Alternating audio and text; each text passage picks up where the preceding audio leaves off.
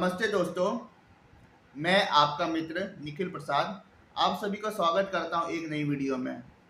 तो दोस्तों, आज की वीडियो का टॉपिक है माय चाइल्डहुड स्टैमरिंग एक्सपीरियंसेस। तो चलिए आज की वीडियो की शुरुआत करें। दोस्तों, इस वीडियो में मैं आप लोग के साथ अपनी चाइल्डहुड मेमोरीज शेयर करने जा रहा हूं कि कैसे मुझे बचपन में चाइल्डहुड में स्टैमरिंग की वजह से प्रॉब्लम फेस हुई और क्या क्या प्रॉब्लम फेस करके मैंने अपने एक्सपीरियंसेस से लाइफ में बहुत कुछ सीखा है। तो इस वीडियो में मैं अपने एक्सपीरियंसेस आपके साथ शेयर करूंगा और बताऊंगा कि स्टैमरिंग की वजह से मेरे लाइफ में कितना इम्पैक्ट पड़ा है। दोस्तों, शुरुआत करते हैं अर्ली चाइल्डहुड डेज से। जब मैं छोटा था तो मुझे ज़्यादा याद नहीं है, पर उस वक्त मुझे स्टैमरिंग की प्रॉब्लम थी। और जब मैं बोलता था, अपने परिवार वालों को कुछ भी बताता था, तो मुझे याद है कि मुझे ब्लॉकेजेस आती थी, मैं अटकता था। और मुझे समझ में नहीं आता था कि अगर मैं अटक रहा हूँ तो मैं कैसे आगे बढ़ूँ और कैसे उस ब्लॉकेज को मैं फेस करके अपनी बातों को आगे बढ़ाऊँ। तो मुझे जहाँ तक याद है, मैं जब भी कुछ बताते हुए अटकता था, फंसता था, तो मैं उछल करके बोलता था। तो ये अर्ली मेमोरीज मेरे माइंड में अभी भी मौजूद हैं कि जैसे कि स्कूल में मुझे कुछ बताया गया और वो चीज़ अगर मुझे अपने परिवार वालों को कहना था, तो मैं बहुत एक्साइटमेंट में कहता था कि आज मेरे स्कूल में फंक्शन है, आज मेरे स्कूल में ये बोला गया, ये कहा गया।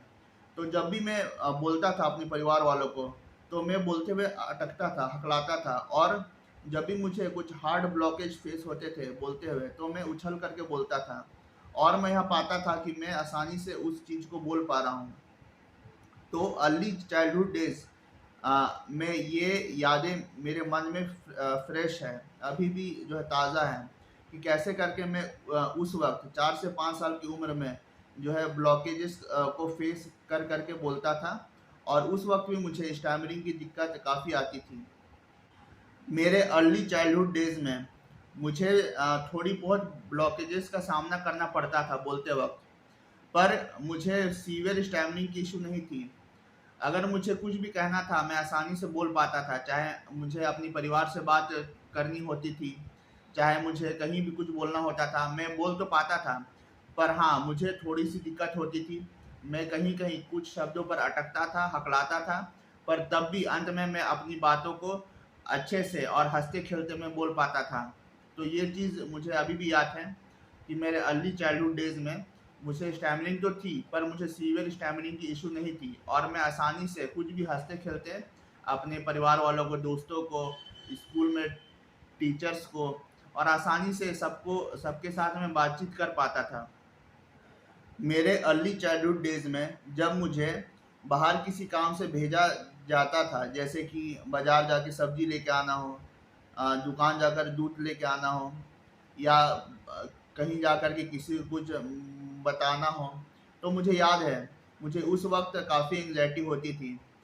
पर पर मेरे अंदर इतनी हिम्मत थी कि मैं जा कर के उस काम को अंत में कर आता था और मुझे ज़्यादा परेशानी भी नहीं होती थी। मुझे थोड़ी बहुत एंग्जाइटी आती थी उस वक्त, पर मेरे अंदर इतना हौसला था कि मैं बाहर जाता था और उस काम को कर आता था। और उस वक्त मैं बच्चा था, मेरे मन में काफ़ी शर्म नहीं थी, काफ़ी डर नहीं था, जो कि बाद में मेरे अंदर आ गया था। पर उस वक्त अर्ली चाइल्डहुड डेज में मेरे अंदर ज़्यादा शर्म, ज़्यादा डर, ज़्यादा हिचकिचाहट नहीं थी। और थोड़ी बहुत एंग्जाइटी होते हुए भी मैं उस काम को कर आता था, जैसे कि दुकान जा कर के कुछ सामान लेके आना हो, बाज़ार जाके सब्ज़ी लेके आना हो, या किसी को जाके कुछ बताना हो। तो ये सब काम मैं आसानी से कर आता था, भले मुझे थोड़ी-सी एंग्जायटी इशू उस वक़्त भी थी। दोस्तों, अपने अर्ली चाइल्डहुड डेज़ में जहाँ तक मुझे याद है कि मैं बहुत ही खुशमिज़ाज और हँसमुख बच्चा था। मैं हर किसी को अपना दोस्त बना लेता था और हर किसी से खुल कर के बात करता था। मैं सबके साथ हँसता-खेलता था और सभी के साथ मिल कर के रहता था। और मैं बहुत अकेला और चुप-चुप नहीं रहता था, बल्कि हर कोई मेरा दोस्त था और हर किसी से मैं बात करता था, उठता बैठता था और सबके साथ खेलता था। और जब क्लास में कोई टीचर मुझसे सवाल पूछता था तो मैं हाथ खड़ा करके उसका जवाब भी दिया करता था। तो अर्ली चाइल्डहुड डेज में स्टैमरिंग मेरे ऊपर बहुत ज़्यादा हावी नहीं हुई, बल्कि स्टैमरिंग जो है मेरे लिए बहुत ज़्यादा मायने भी नहीं रखती थी। और अर्ली चाइल्डहुड डेज में मैं बहुत ही हंसमुख था, बहुत ही जो है खुश मिजाज था, सबके साथ हंसता खेलता था और सभी के साथ सभी किस्म की बातें शेयर किया करता था। और मैं बिल्कुल भी अकेला नहीं रहता था। मैं बहुत ही हंसमुख था, खुशमिजाज था और सबके साथ घुलता मिलता था, सबके साथ उठता बैठता था और खेलता था। तो इस कारण से स्टैमरिंग ज़्यादा मेरे ऊपर हावी नहीं हो पाई। पर जैसे जैसे वक्त बीतता गया तो मैं देखता गया कि स्टैमरिंग मेरे ऊपर हावी होते जा रही है। जब मैं स्टैंडर्ड 6 में गया तो मेरी स्टैमरिंग काफ़ी सीवियर हो चुकी थी। तब मैंने पाया कि मेरी स्टैमरिंग काफ़ी सीवियर हो गई है और मैं शब्दों पर कंट्रोल नहीं रख पा रहा हूँ। मेरी शब्द जो है आसानी से बाहर नहीं निकल पा रही है और सब कुछ आउट ऑफ कंट्रोल हो गया है। और उस वक्त तक मेरे अंदर काफ़ी स्ट्रेस और एंजाइटी भी बढ़ चुकी थी। इसके पीछे का क्या रीज़न था ये मुझे आज तक पता नहीं लग पाया है कि मेरी स्ट्रेस और एंजाइटी अचानक से इतना इतना कैसे बढ़ गई। पर जहाँ तक मुझे याद है कि जो मैं खुशमिजाज और हंसता खेलता था, अब मेरी पर्सनैलिटी बिल्कुल चेंज हो चुकी थी। अब मैं चुप रहने लग गया और किसी के साथ मैं घुलता मिलता नहीं था, किसी को अपना दोस्त नहीं बनाता था और ज़्यादातर समय में अकेले बिताना पसंद करता था। मैं सबसे आइसोलेट हो गया और मेरी पर्सनैलिटी बिल्कुल ही बदल चुकी थी। जो हंसमुख पर्सनैलिटी और सबके साथ बात करने वाली पर्सनैलिटी मेरी पहले थी, वो पर्सनैलिटी बिल्कुल बदल चुकी थी। अब मैं बिल्कुल चुप रहता था, शांत रहता था और मैं यह चाहता था कि कोई भी मेरे से इंटरेक्शन ना करे और बिना इंटरेक्ट किए मेरा काम आसानी से निकलता जाए। और ऐसा कर करके ये स्टैमरिंग मेरे ऊपर और हावी होते गई। दोस्तों, मेरी स्टैमरिंग इतनी सीवियर हो चुकी थी कि मुझे हर जगह प्रॉब्लम आना शुरू हो गई। पहले मैं अपना नाम बताने में नहीं हकलाता था, नहीं अटकता था, पर बाद में मुझे एहसास हुआ कि मैं अपना नाम बताने तक में हकला रहा हूँ, अटक रहा हूँ। और पहले मैं आसानी से किसी से भी फ़ोन पर बात कर सकता था। फिर मुझे एहसास हुआ कि अभी ऐसी सिचुएशन हो गई है कि मैं फ़ोन में आसानी से बात नहीं कर पा रहा हूँ। इसके अलावा मुझे हर जगह प्रॉब्लम फेस होना शुरू हो गई। दुकान जाकर सामान खरीदने में, बाज़ार जाके कुछ भी लेके आने में मुझे परेशानी होने लग गई। इसके अलावा मेरे स्कूल में अटेंडेंस होती थी, तो मैं अटेंडेंस बोलते हुए भी काफ़ी हकलाता था, जो कि रोज़ होती थी मेरे साथ। जब भी अटेंडेंस के लिए रोल कॉल होती थी तो मैं हकला करके अपना अटेंडेंस बोलता था, जो कि रोज़ होना शुरू हो गया और इसके वजह से मेरा कॉन्फिडेंस लेवल काफ़ी लूज़ हो गया। तो जब मेरी स्टैमरिंग काफ़ी सीवियर हो गई तो मैं काफ़ी डिप्रेस रहने लग गया, काफ़ी एंग्जाइटी में आ गया और मुझे समझ में नहीं आता था कि कैसे करके मैं इससे बाहर निकल पाऊँ। मैं एक ट्रैप में फंस गया कि एंग्जाइटी में मेरी बढ़ी हुई है और एंग्जाइटी की वजह से मेरी स्टैमरिंग भी बढ़ गई है और मेरी स्टैमरिंग ठीक नहीं हो पा रही थी। मैं कोशिश तो करता था कि ज़्यादा से ज़्यादा लोगों से बात करूँ, ज़्यादा से ज़्यादा लोगों से बोलूँ, पर जब भी मैं बोलता था तो मैं और भी हकलाता था। तो इस वजह से मैं यह पसंद करता था कि मैं चुप रहूं, शांत रहूं और बिना बोले, बिना बात किए मेरा काम आसानी से खुद ब खुद निकलता जाए। तो ऐसा करके मेरी स्टैमरिंग मुझ पर और हावी होते गई। मेरी स्टैमरिंग जब सीवियर हुई तो हमेशा मेरे मन में यही ख्याल आता था कि मैं एक स्टैमरिंग पर्सन हूँ, मैं हकलाता हूँ और हमेशा यहाँ मेरे मन में घूमते रहते थे कि मैं हकलाता हूँ, मैं हकलाता हूँ, मैं किसी के सामने कुछ भी बोल नहीं पाता हूँ। और अगर जब मुझे किसी के सामने बोलना पड़ता था और हकलाता था तो वो एक बैड मेमोरी बन करके मेरे मन में बस जाती थी कि मैं मुझे लोगों के सामने सामने जो है हकलाना पड़ गया और लोगों के सामने मेरा मजाक उड़ गया, है ना। किसी ने मेरा मजाक उड़ा दिया, किसी ने मुझे इंसल्ट कर दिया। तो ये चीज़ एक बैड मेमोरी बन करके मेरे दिमाग पर छप गई थी और बार बार ये चीज़ घूम घूम के मेरे दिमाग में जो है चलती रहती थी कि मैं हकलाता हूँ। और कल मेरे साथ ऐसा हो गया, मैं बोल नहीं पाया, मैं हकला गया, लोगों ने मेरा मजाक उड़ा दिया या किसी ने मुझसे इंसल्ट कर दिया। तो ये चीज़ बार बार घूम घूम के मेरे दिमाग में चलती रहती थी। और इस वजह से मैं आसानी से जो है बिना स्ट्रेस फ्री रह नहीं पाता था। और मेरा फोकस हर चीज़ से हट चुका था और मेरा फोकस सिर्फ और सिर्फ मेरी स्टैमरिंग पर ही आके रह गया था कि मैं हकलाता हूँ, अटकता हूँ। बार बार ये चीज़ मेरे दिमाग में घूमती गई, चलती गई। और मैं देखने लग गया कि मैं पढ़ाई लिखाई में फोकस नहीं कर पा रहा हूँ। पहले मैं पढ़ाई लिखाई में फोकस कर पाता था और मुझे पढ़ने लिखने में काफ़ी मज़ा भी आता था। पर जैसे जैसे मेरी स्टैमरिंग सीवियर होने लग गई तो मैं देखता गया कि पढ़ाई लिखाई में फोकस नहीं रह गया था, जबकि मैं पढ़ने लिखने में काफ़ी अच्छा था। और मुझे पढ़ाई लिखाई काफ़ी पसंद भी थी अपने अर्ली चाइल्डहुड डेज़ में। पर मेरे लेटर चाइल्डहुड डेज़ में मैं अपने आप को ये पाया कि मेरा पढ़ाई लिखाई में मन नहीं लग पा रहा है और मेरा सारा फोकस जो स्टैमरिंग के ऊपर टिक किया था कि स्टैमरिंग जब तक मेरी ठीक नहीं हो पाएगी शायद मैं आगे पढ़ लिख ना पाऊँ। जब मेरी स्टैमरिंग सीवियर हुई तो मैंने यह पाया कि मैं किसी भी चीज़ पे फोकस नहीं कर पा रहा हूँ। और फिर मैंने इंटरनेट में इसका कोई उपाय, कोई हल देखने का कोशिश किया कि इसका कोई उपाय मिल जाए, कोई हल मिल जाए। और वो उपाय को अपना करके मैं रातों रात अपनी स्टैमरिंग ठीक ठीक कर लूँगा और अगले दिन से मैं अच्छा बोलने शुरू कर दूँगा। पर जैसा कि आप सभी को पता है कि स्टैमरिंग के केस में ऐसा होना संभव नहीं है। आप स्टैमरिंग को रातों रात ठीक नहीं कर सकते हैं। हर किसी की यही कोशिश होती है कि उसे इंटरनेट में कुछ ऐसा मिल जाए कि उस चीज़ को अपना करके, है ना, वह रातों रात ठीक हो जाए।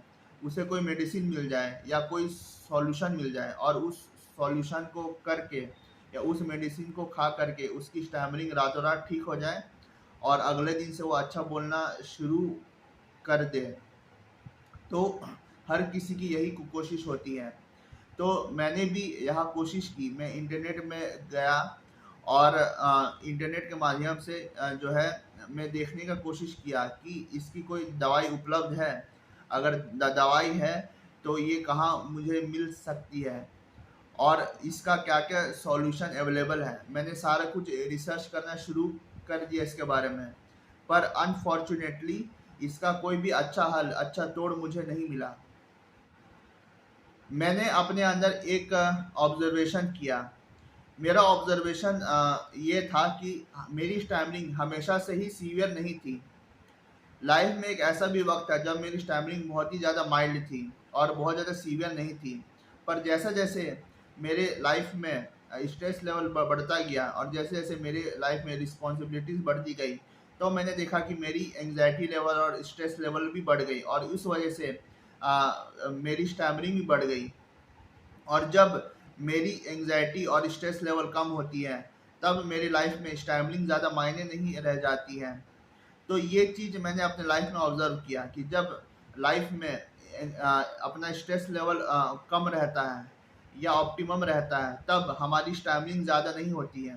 पर जब हमारी लाइफ में स्ट्रेस लेवल बहुत ज़्यादा बढ़ जाता है, बहुत ज़्यादा एंग्जाइटी बढ़ जाती है, तब हमारी स्टैमरिंग आउट ऑफ कंट्रोल हो जाती है और उस स्टैमरिंग को हम लोग संभाल नहीं पाते हैं।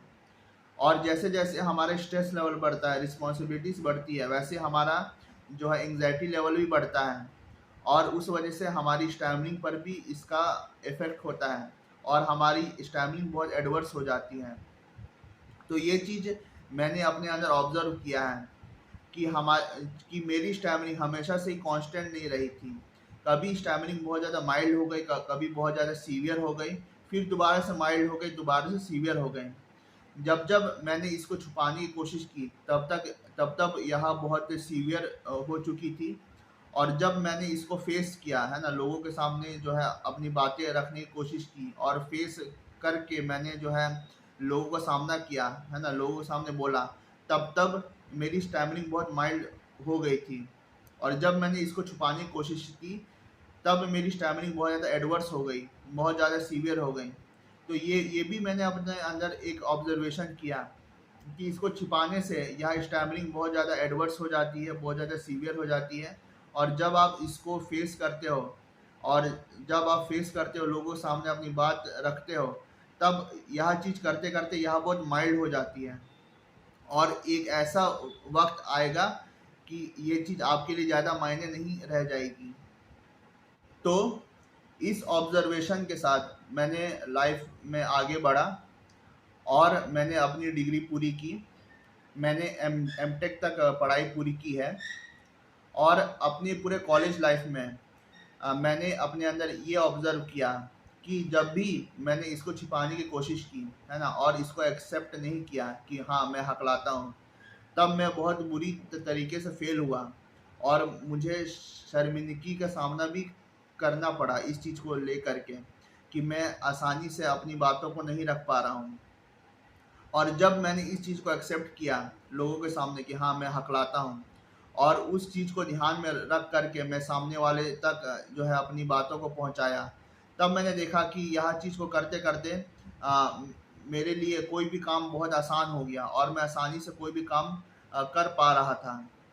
जो चीज़ पहले मेरे लिए इम्पॉसिबल लग रही थी, वो चीज़ मेरे लिए काफ़ी आसान होनी शुरू हो गई कॉलेज लाइफ में, जब मैंने इस चीज़ को एक्सेप्ट किया। कॉलेज लाइफ में मैंने इसको ठीक करने की बहुत कोशिश की। पहले तो मैंने जो है होम्योपैथिक और आयुर्वेदिक डॉक्टर से कंसल्टेशन भी किया कि हो सकता है कि वह आयुर्वेदिक दवाई या होम्योपैथिक दवाई से ठीक हो जाए। पर जैसा कि हम सभी को पता है कि यह दवाइयों के माध्यम से ठीक नहीं होती है, तो मेरा वह अटेम्प्ट फेल हुआ। उसके बाद मैं काफ़ी ग्रुप से जॉइन हुआ। मैं काफ़ी व्हाट्सएप ग्रुप में जॉइन हुआ और बहुत सारे एक ऐसे एसएचजी ग्रुप में जॉइन हुआ जहाँ पे बहुत सारे हकलाने वाले हैं, और उनके साथ बात करके मैंने अपनी प्रैक्टिस की शुरुआत की। मैंने कॉल पर जो है बहुत सारे ऐसे लोगों से बात की जो कि खुद हकलाते हैं और वह ग्रुप में प्रैक्टिस करते हैं। तो मैंने अपनी प्रैक्टिस की शुरुआत उन लोगों से करी जो कि खुद हकलाते हों। तो और उनसे बात करते करते, प्रैक्टिस करते करते मेरी वॉइस में थोड़ी सी इम्प्रूवमेंट आना शुरू हो गई। तो कॉलेज लाइफ में मुझे बहुत कुछ सीखने का मौका मिला। कॉलेज लाइफ में मैंने यह सीखा कि कम्युनिकेशन बहुत ही इम्पोर्टेंट है अपने लाइफ में। विदाउट कम्युनिकेशन आप कोई भी चीज़ नहीं कर सकते हो। अगर कोई चीज़ आप विदाउट कम्युनिकेशन कर भी लिए तो वो चीज़ ज़्यादा इफेक्टिव नहीं रह जाएगी। तो किसी भी चीज़ को करने के लिए कम्युनिकेशन बहुत ही इम्पोर्टेंट है, बहुत मायने रखती है। और अगर किसी चीज़ को आप कर रहे हो और उसमें अगर आप अच्छे से कम्युनिकेशन नहीं कर पाए तो वो चीज़ ज़्यादा इफेक्टिव नहीं रह जाएगी। होने का तो हो सकती है, पर वो चीज़ ज़्यादा इफेक्टिव नहीं रहेगी और लॉन्ग लास्टिंग नहीं रहेगी। तो ये चीज़ मुझे कॉलेज लाइफ में सीखने को मिला कि हर चीज़ में कम्युनिकेशन रिक्वायर्ड है। और इस चीज़ को समझ करके मैंने कॉलेज लाइफ में खूब मेहनत किया। मैंने अपने जैसा हकलाने वालों से खूब बातचीत की और जो है इसके रिगार्डिंग काफ़ी स्पीच एक्सरसाइजेस किए, योगा किया, प्राणायाम किया, काफ़ी बुक रीडिंग की, और जहाँ तक हो सकता था मैंने हर चीज़ पर जो है काम किया अपनी हकलाहट को ठीक करने के लिए। मैंने जो है अपने जैसे हकलाने वालों के साथ बात भी किया, अनजान लोगों से बात भी किया, और जो भी चीज़ संभव था मेरे कम्युनिकेशन स्किल को पॉलिश करने के लिए मैंने सब कुछ किया अपने कॉलेज लाइफ में। दोस्तों, मेरे इस स्टैमरिंग जर्नी में मुझे काफ़ी उतार चढ़ाव देखने को मिले हैं और मुझे लाइफ में बहुत कुछ सीखने का मौका भी मिला है। मैंने अपनी स्टैमरिंग जर्नी में अपने आप को और अपनी स्टैमरिंग को क्लोजली ऑब्जर्व भी किया है। और इसके अलावा स्टैमरिंग की वजह से मेरे अंदर एक स्किल डेवलप हुआ है। वो स्किल है कि कैसे सामने वाले को आप पहचानें, आप लोगों की पहचान कैसे करें। स्टैमरिंग की वजह से ये स्किल मेरे अंदर डेवलप हुआ है। मैंने यह देखा है कि जब मैं लोगों के सामने हकलाता था तो बहुत सारे लोगों से मुझे सपोर्ट मिलता था। बहुत सारे लोग मेरे लिए सपोर्टिव थे और काफ़ी लोगों ने मेरी मदद भी की है। लोगों ने मेरी हकलाने को ठीक करने के लिए टिप्स भी दी हैं, एडवाइस भी दी है कि आप ऐसे उपाय अपनाएं और इस उपायों पर काम करके हो सकता है कि आपकी स्टैमिना ठीक हो जाए। तो मुझे अपने लाइफ में जो एक स्किल प्राप्त हुआ है वो है कैसे लोगों को पहचानें। मुझे अपनी लाइफ में अच्छे लोग भी मिले हैं और बुरे से बुरे लोग भी मिले हैं। अच्छे लोगों ने मेरी काफ़ी मदद की है, मुझे काफ़ी टिप्स दिए, काफ़ी एडवाइस दिए और हर मोड़ पर जो है हमेशा मेरा साथ दिया है। और इसके अलावा मेरी ट्रैवलिंग जर्नी में मुझे बुरे से बुरे लोग भी मिले हैं, जिन लोगों ने सिर्फ मेरा मजाक उड़ाया है, मेरी टांग खींची है और हमेशा मुझे नीचा दिखाने की कोशिश की है। तो इस स्टैमरिंग के वजह से जो है मेरे अंदर काफ़ी स्किल डेवलप हुए हैं और उसमें से एक बहुत बड़ा स्किल है कि कैसे सामने वाले को आप पहचानें, लोगों की पहचान कैसे करें। ये एक बहुत बड़ा स्किल होता है लाइफ में। और मुझे यह स्किल में मुझे अब महारत हासिल हो गई है, सिर्फ और सिर्फ मेरी स्टैमरिंग प्रॉब्लम के वजह से। जिन लोगों से मुझे सपोर्ट मिला, जिन लोगों से मुझे गाइडेंस मिला, उन लोगों का मैं शुक्रिया अदा करता हूँ कि उन्होंने मेरी मुश्किल वक्त में मदद की है और मुझे जो है स्टैमरिंग से उभरने में मेरी सहायता की है। और जिन लोगों ने जो है मेरा टांग खींचा, मुझे इंसल्ट किया, मुझे बेइज्जत किया, तो उन लोगों का भी मैं शुक्रिया अदा करता हूँ कि अगर वो बुरे लोग मुझे अपने लाइफ में ना मिलते तो हो सकता था कि मैं अच्छे लोगों का वैल्यू नहीं समझ पाता अपनी लाइफ में। तो स्टैमरिंग की वजह से मुझे एक बहुत ही अच्छा स्किल मेरे अंदर डेवलप हुआ है। वह स्किल है लोगों को पहचाने, कैसे अच्छे और बुरे लोगों को पहचाने और उसमें फ़र्क करें। ये स्किल मेरे अंदर डेवलप हुआ है। तो मैं दोनों लोगों को थैंक यू कहना चाहता हूँ कि उन जो अच्छे लोगों ने मेरी मदद की उनको भी थैंक यू कहना चाहता हूँ और उन बुरे लोगों को भी थैंक यू कहना चाहता हूँ, जिन लोगों के वजह से मुझे अच्छे और बुरे लोगों में फ़र्क करना आया और मैं यहाँ सीख पाया कि अच्छे लोग कैसे होते हैं और बुरे लोग कैसे होते हैं। तो इसके साथ मैं अपने शब्दों पर विराम लगाऊंगा। अगर आपको यह वीडियो पसंद आया तो वीडियो को लाइक करें, चैनल को सब्सक्राइब करें और मेरा यह वीडियो बाकी मित्रों के साथ शेयर भी करें। और जो भी मित्र हकलाते हैं तो वह कमेंट बॉक्स में ज़रूर लिख कर बताएं कि उनका स्टैमरिंग एक्सपीरियंसेस कितना मिलता जुलता है मेरे स्टैमरिंग एक्सपीरियंसेस से और मेरे चाइल्डहुड मेमोरीज से। तो कमेंट बॉक्स पर ज़रूर लिख करके बताएं। बहुत बहुत धन्यवाद आप सभी का मेरा वीडियो देखने के लिए।